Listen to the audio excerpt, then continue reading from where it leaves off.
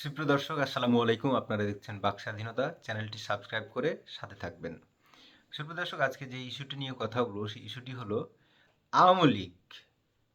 আওয়ামী লীগ আগামী দিনের রাজনীতি কিভাবে তারা করবে এবং আওয়ামী লীগ কিভাবে পুনর্গঠিত হবে, এই নিয়ে কিছু কথা আপনাদের সাথে শেয়ার করতে চাই। যেটা আমি বলছি সেটা আমার ব্যক্তিগত মতামত, আপনাদের সাথে নাও মিলতে পারে।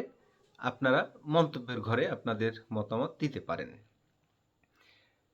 আমি মনে করি বাংলাদেশ আওয়ামী লীগকে যদি পুনর্গঠিত হতে হয় তাহলে ফ্রেশ ব্লাড লাগবে।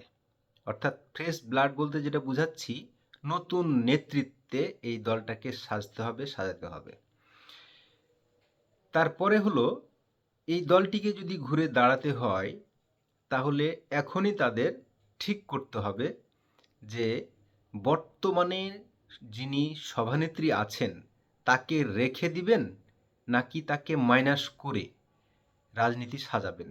এখন ওই যে আমি বলেছি, আওয়ামী লীগ যদি পুনর্গঠিত হতে চায় তাহলে ফ্রেশ ব্লাড লাগবে। তাহলে ফ্রেশ ব্লাড যদি লাগে তাহলে আওয়ামী লীগকে এখনই নির্ধারণ করতে হবে যে আগামী দিনের রাজনীতি শেখ পরিবারের কবল থেকে বের হবে নাকি শেখ পরিবারের মধ্যে থাকবে। আমার ব্যক্তিগত ওপিনিয়ন হলো, যদি একটা প্রজন্ম আমি মনে করি, যেমন জনাব তারেক রহমান, আমি চাই, ব্যক্তিগতভাবে চাই জনাব তারেক রহমান আগামী দিনের রাজনীতিতে আসুক এবং জনাব তারেক রহমান বাংলাদেশের প্রধানমন্ত্রী হন এবং উনি ক্ষমতা গ্রহণ করুন। আমরা এই একটা টার্ম চাই। আমরা এমনও চাই, এটাই কিন্তু পরিবারের শেষ একটা টার্ম হিসেবে দেখতে চাই। এবং এটুকু দেখতে চাই যে যদি সজীব অজেদ জয় রাজনীতি করতে চান, উনি যদি রাজনীতি করতে চান তাহলে রাজনীতিটা একটু শিখুন। উনি রাজনীতি শিখে উনিও, আমি বলছি শেখ পরিবারের মধ্যে উনিও শেষ ব্যক্তি যিনি কিনা ফ্রেশ ব্লাডের মধ্যে থেকে আসুক, এসে উনি রাজনীতি করুক। আর এর মধ্যে যেটা হবে বা করতে হবে, আপনারা জানেন যে এত বড় একটা ম্যাসাকারের পরে আওয়ামী লীগকে অবশ্যই অবশ্যই অবশ্যই জনসম্মুখে ক্ষমা চেয়ে রাজনীতি করা শুরু করতে হবে।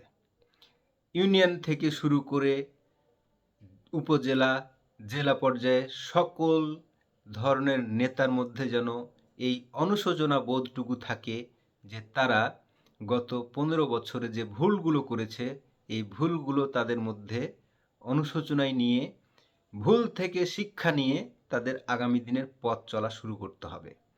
হ্যাঁ, আওয়ামী লীগ একটি ঐতিহ্যবাহী প্রাচীনতম দল, অনেক বড় দল। তারা সুসংগঠিত হওয়ার তাদের ইতিহাস আছে।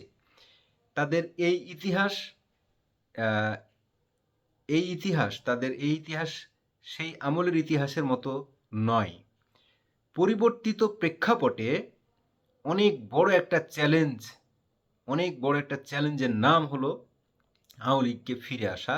এবং আওয়ামী লীগের এইবার ফিরে আসাটা হবে অনেক বড় চ্যালেঞ্জের।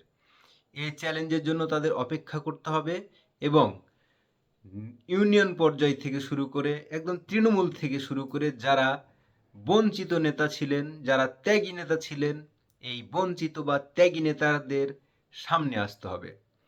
এবং যারা কিনা প্রবীণ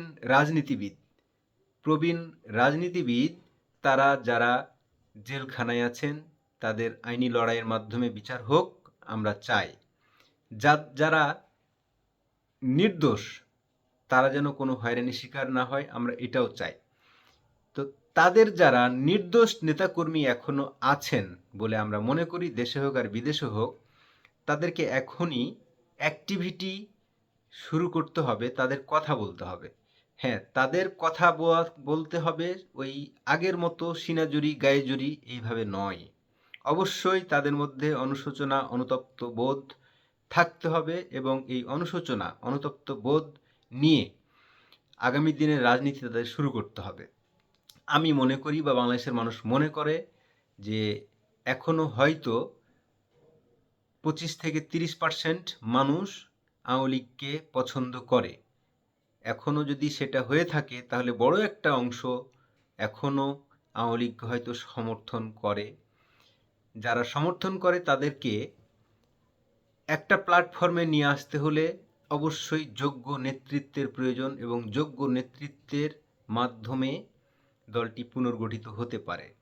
সামনে নির্বাচনে অংশগ্রহণ করুক অথবা না করুক, দলটিকে সুসংগঠিত করা খুবই জরুরি এবং খুবই জরুরি।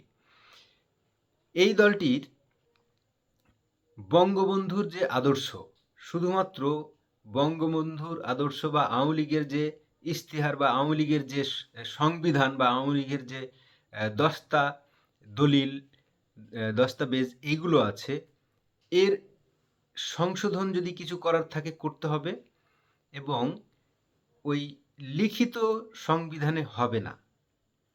তাদের কাজে কৃতকর্মে সব কিছুতে বুঝিয়ে দিতে হবে যে তারা সত্যিকার অর্থে গণতান্ত্রিক একটি দল। এই মর্মেই যদি তারা ফিরে আসতে পারে তাহলে ওয়েলকাম। বাংলাদেশের রাজনীতিতে আওয়ামী লীগ একটা ডিফ্যাক্টর, এটা সবাই মনে করে থাকে। এখন পরিবর্তিত প্রেক্ষাপটে কি অবস্থা সেটা আমরাও দেখতে চাই, এবং গণতন্ত্রের চর্চা সকল দলের মধ্যে আসুক, আমরা সেটাও দেখতে চাই।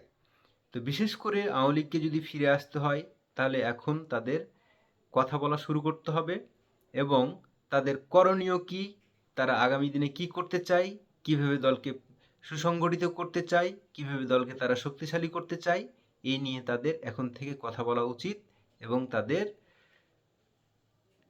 গর্ত থেকে বের হয়ে এসে কথা বলা উচিত। আমি মনে করি যারা কিনা অনেক সিনিয়র নেতা আছেন সবাই যে করাপ্টেড তা কিন্তু নয়। যারা করাপ্টেড নেতা নন তারা অবশ্যই কথা বলা শুরু করুন। আপনার ভিতরে যদি সাহস থাকে যে আপনি করাপ্টেড নন, তাহলে আপনি বের হয়ে আসুন, বের হয়ে এসে কথা বলা শুরু করুন। কথা বলতে হবে আপনাকে।